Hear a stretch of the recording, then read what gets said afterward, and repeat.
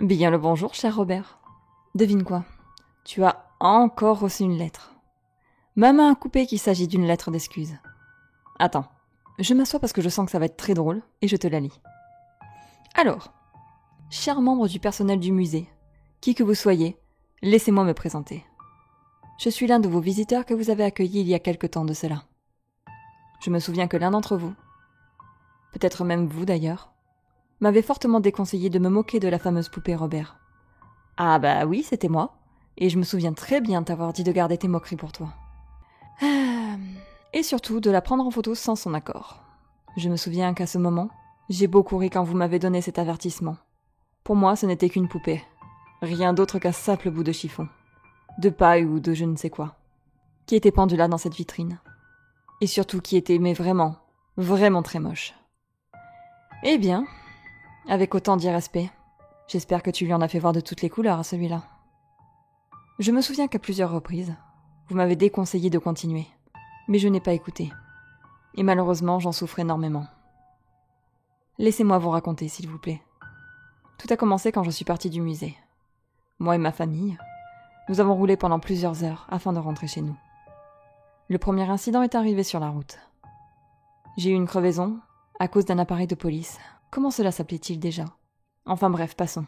Cet objet traînait là par le plus grand des hasards, et j'ai été assez malchanceux à ce moment-là pour me le prendre. Enfin, c'est ce que je me suis dit, bien sûr, même si ce premier acte n'est peut-être pas lié avec tout le reste. C'est la première fois que tu utilises le système de crevaison de la police. Très original, bravo Robert. Croyez-moi qu'on commence à croire n'importe quoi quand on arrive dans cette situation. Le deuxième incident est arrivé à peine 2 jours plus tard. C'est mon fils qui a malheureusement fait les frais. Il était en cours de chimie, quand l'un de ses camarades a eu comme une petite envie de mélanger des produits qu'il n'aurait pas dû. Même si leur professeur leur a vivement déconseillé de le faire, quelque chose l'a poussé à faire ce geste complètement stupide. Une horrible explosion s'est provoquée dans leur classe, et mon fils a été projeté en arrière, et s'est violemment cogné la tête. Aujourd'hui encore, il est à l'hôpital. Les médecins l'ont casé dans un coma artificiel, afin de mieux le soigner comme ils l'ont dit. Oh bah, non Robert, on n'avait dit pas les gosses. Mais enfin bref, passons. 2 jours plus tard, ce fut au tour de mon chien de souffrir de cette nouvelle malédiction. Non pas le chien que j'ai actuellement. Celui-ci est malheureusement son remplaçant. Un remplaçant qui n'a même pas encore de nom. Pour vous dire à quel point ça a été très rapide. Robert, que tu tortures un gosse, bon. À la rigueur, je peux le comprendre. Mais un chien? Bon ok, c'est toi qui décides. Mais vas-y doucement avec les animaux. Il semblerait que le chat de mes voisins, qui ne s'est jamais entendu avec mon chien, ait décidé soudainement, alors que pourtant c'est un très gros feignant, d'avoir une grosse poussée d'adrénaline, et d'encourager mon chien à le poursuivre, de l'autre côté de la route. À l'instant où il a traversé, un camion est arrivé au même moment. Et cet impact a été fatal pour mon pauvre ami à 4 pattes. Je l'ai enterré quelques heures seulement après. J'espère au moins qu'il n'a pas trop souffert. J'espère vraiment. Puis ce fut autour de ces choses mystérieuses qui sont arrivées chez nous. D'arriver à leur tour, des chuchotements, des petits objets qui disparaissaient pour apparaître plus loin, et surtout ces petits murmures qui provenaient de n'importe où. Et pourtant, moi et ma conjointe, nous avions toujours l'impression qu'ils étaient juste derrière nous. Comme si quelqu'un nous chuchotait à l'oreille. Mais quand on prenait le courage de se retourner, il n'y avait personne. Ça, j'adore, quand ils commencent à penser qu'ils deviennent fous. Ces phénomènes angoissants n'ont cessé de se répéter inlassablement. J'ai bien sûr essayé de relativiser, en me disant que quelqu'un est chez moi, et qu'il me fait une mauvaise blague. Alors j'ai acheté un nouveau chien, afin de m'assurer une certaine sécurité, mais celui-ci a eu beaucoup de mal à rentrer chez moi. Comme si quelque chose d'invisible le poussait à l'extérieur. Il refusait de rentrer. Bon, finalement, j'ai réussi avec le temps. Mais il ne se passe pas un instant où il ne se sent pas à l'aise. Eh bien, on est sur un spécimen des plus courageux, dis donc. Il n'écoute pas ce qu'on lui dit, il se moque, et une fois qu'il subit les conséquences de ses actes, il utilise un pauvre animal innocent pour surveiller ses miches. Pfff. Puis j'ai commencé à aller voir ces fameuses choses. Cela a commencé il y a une petite semaine. Je me suis réveillée en pleine nuit, après avoir entendu encore une fois ces petits murmures. Mais cette fois-ci, quand je me suis réveillée, J'ai vu au pied de mon lit comme une silhouette d'un enfant, qui était accroupi juste là, qui dépassait la tête légèrement entre les barreaux. Il m'a regardé fixement, jusqu'à ce que je prenne le courage de bouger, afin de voir ce qu'il faisait ici. Puis d'un mouvement rapide, il a disparu, et je ne l'ai pas revu de la nuit.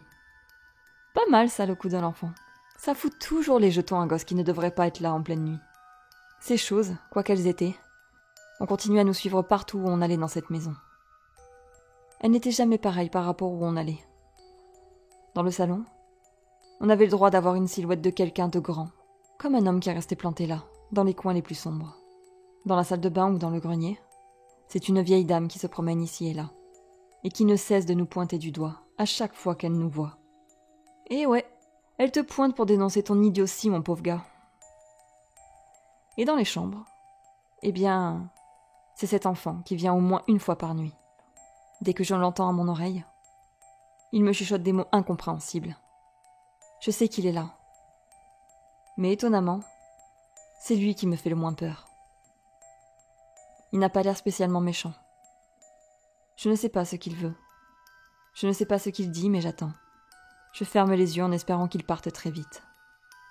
Il y a seulement 4 jours que ma conjointe est partie. Non, elle ne m'a pas quittée. Elle aurait peut-être dû. Elle a pris une chambre d'hôtel à côté de l'hôpital où est soigné mon fils, sous prétexte qu'elle ne pouvait rester loin de son enfant. Mais je sais très bien pourquoi elle est partie. Elle ne pouvait plus supporter ces choses. Tous ces événements qui ne cessent de s'accumuler. D'après elle, toutes ces ombres, ces silhouettes, ces bruits ne l'ont pas suivie.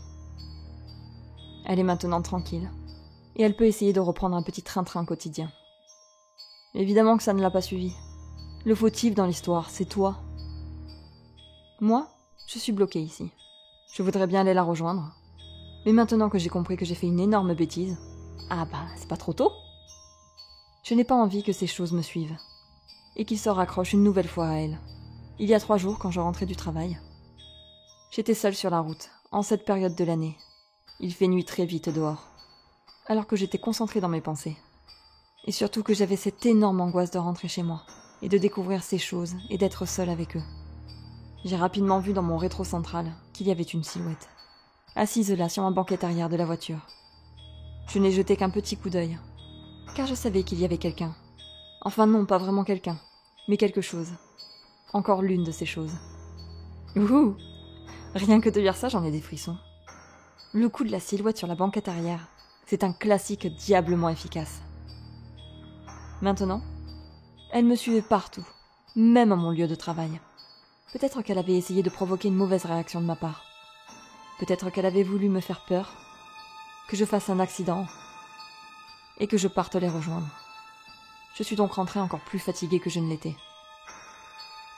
J'étais à bout de cette situation, et en même temps énervée de tout ce qui pouvait se passer. Je savais très bien pourquoi tout cela m'arrivait. Il ne fallait pas être débile. Pourtant, tu l'as été quand tu es venu au musée. La seule chose de nouveau que j'avais fait, et qui pouvait expliquer tout cela, c'était de m'être moquée de cette poupée, de la fameuse poupée Robert. J'ai cherché un moyen d'éloigner cette malédiction, et c'est hier que j'ai trouvé la seule solution logique que beaucoup de personnes recommandent sur Internet. Et me voilà en train de vous écrire une lettre d'excuse. Je vous l'écris en ce moment même, entre plusieurs bruitages très effrayants, qui sont autour de moi en ce moment. À l'instant même où je vous écris ces mots, quelque chose me chuchote à l'oreille. J'essaie de ne pas faire attention, et j'essaie aussi de maîtriser mon chien qui voudrait sortir, s'échapper, ou alors mordre quelque chose qui n'est même pas là. Même pas présent à côté de moi. Peut-être que lui les voit. Laisse-le partir, ton chien, tu lui rendras service. Est-ce que c'est Robert qui l'a envoyé? Est-ce qu'il a envoyé toutes ces créatures me tourmenter éternellement? Alors s'il vous plaît, à vous les employés du musée, s'il vous plaît, présentez mes excuses à Robert. Dites-lui que je suis vraiment, vraiment désolée, que plus jamais cela n'arrivera. Si cela peut le rassurer, je vous envoie avec cette lettre la seule photo que j'ai prise de lui. Le reste, je les ai effacés. Alors par pitié, passez-lui les excuses d'un homme complètement désespéré. Et qui ne sait vraiment, vraiment plus quoi faire pour sortir de cette horrible situation. Je sais que je n'aurais pas dû faire ça. J'ai été un crétin, je l'avoue. Et je l'assume. Mais s'il vous plaît, par pitié, faites que ça s'arrête. Je ferai tout ce que vous voudrez. Bon, tu connais mon point de vue sur ce genre de cas. Personnellement, j'en ai marre de ces crétins qui ne veulent pas écouter les consignes et les respecter. Ils prennent un malin plaisir à te manquer de respect. Donc, ils méritent de souffrir. Mais c'est toi le patron, Robert. Moi j'ai fait ma part. Je t'ai lu la lettre. Maintenant, à toi de voir si tu veux arrêter de le tourmenter. Ou continuer à doucement le torturer jusqu'à la folie.